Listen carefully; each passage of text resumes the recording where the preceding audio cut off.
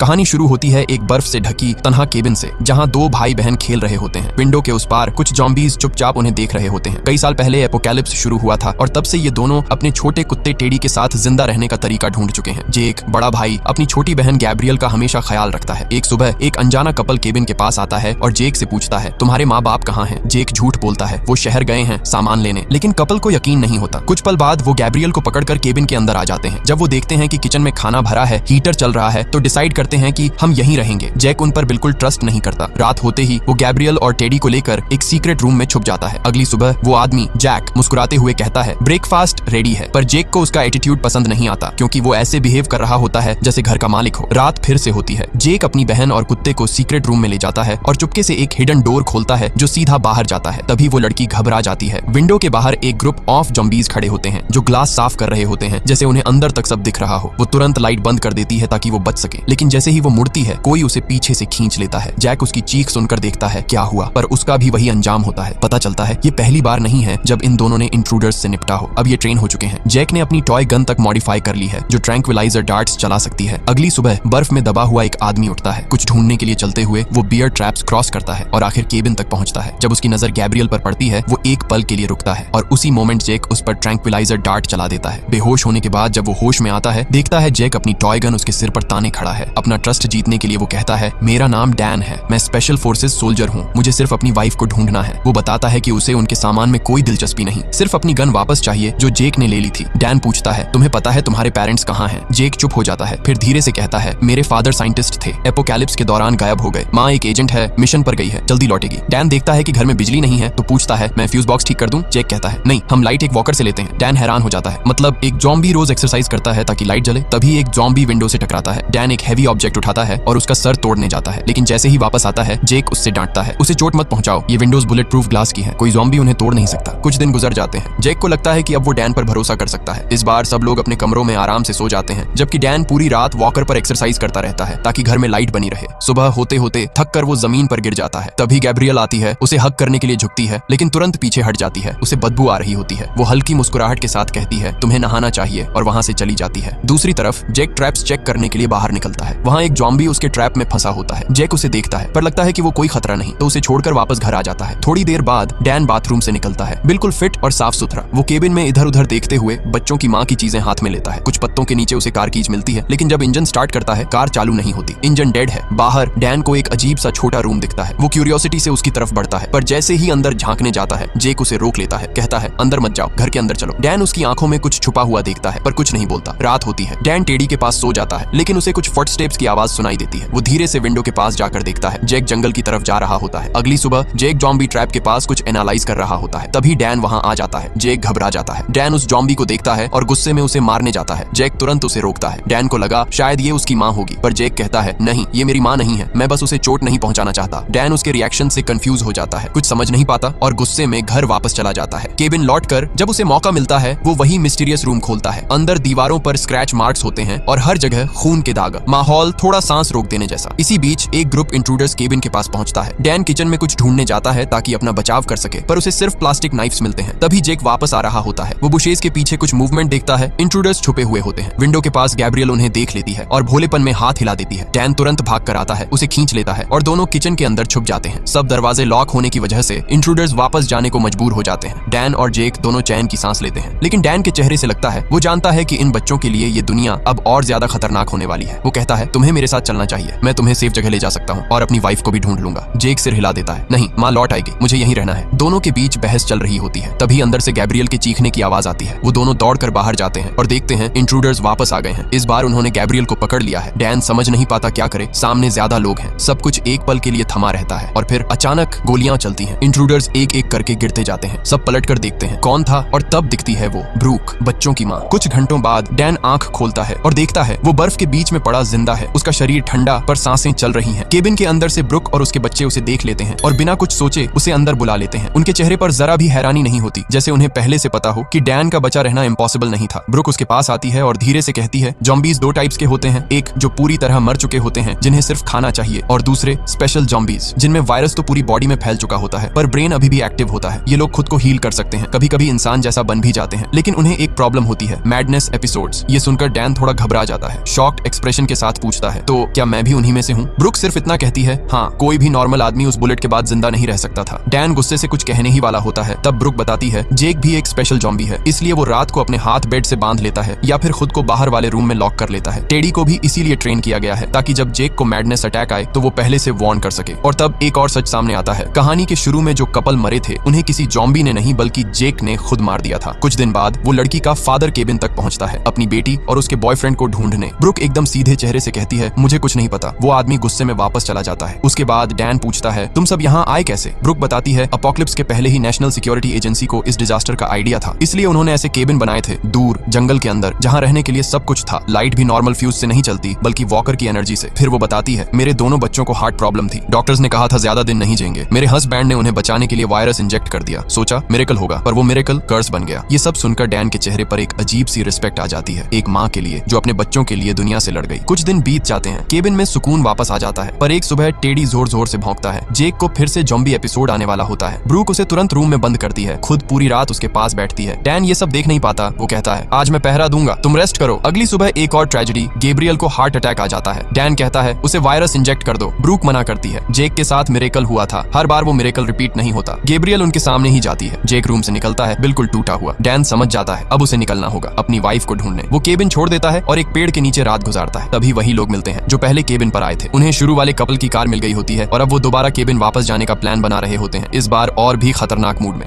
Dan चुपके से उनका पीछा करता है। जब वो लोग केबिन पहुंचते हैं और ब्रूक को पकड़कर सवाल करते हैं, डैन पीछे से अंदर घुस जाता है। वो देखता है जेक किचन में छिपा हुआ है, बाहर पूरा ग्रुप खड़ा है। डैन एक नाइफ उठाता है, जेक के कान में हेडफोन्स लगाता है और एक एक करके गूंज को खत्म करता जाता है। लेकिन जैसे ही वो आखिरी रूम तक पहुंचता है, कई आदमी उसे घेर लेते हैं। उस वक्त उसके दिमाग में ब्रूक की बात गूंजती है, स्पेशल जॉम्बीज फेटल वुंड के बाद अपना चक्की मोड एक्टिवेट कर सकते हैं, और बिना सोचे समझे डैन अपना गला काट लेता है। ब्रूक समझ जाती है क्या होने वाला है। वो जेक को लेकर तुरंत भाग जाती है। कुछ देर बाद डैन आंख खोलता है। अब वो जिंदा नहीं, एक ज़ॉम्बी है और उसका पहला काम तबाही। वो आवाज करता है ताकि और ज़ॉम्बीज उस जगह आ जाएं और खुद वहां मौजूद उन गुंडों को भी खत्म कर देता है। सुबह होती है, केबिन खाली है, सिर्फ एक नोट पड़ा है, ब्रूक का लिखा हुआ, मैं जेक के साथ नॉर्थ की तरफ जा रही हूँ, अगर किस्मत ने चाहा तो हम फिर मिलेंगे। डैन चुप रहता है, नोट अपनी पॉकेट में रखता है, गैब्रियल का फेवरेट टॉय उठाता है और निकल पड़ता है अपनी वाइफ को ढूंढने के लिए। सैड एंडिंग है या हैप्पी पता नहीं, ये बस एक एंडिंग है और शायद वही इस कहानी की असली खूबसूरती है।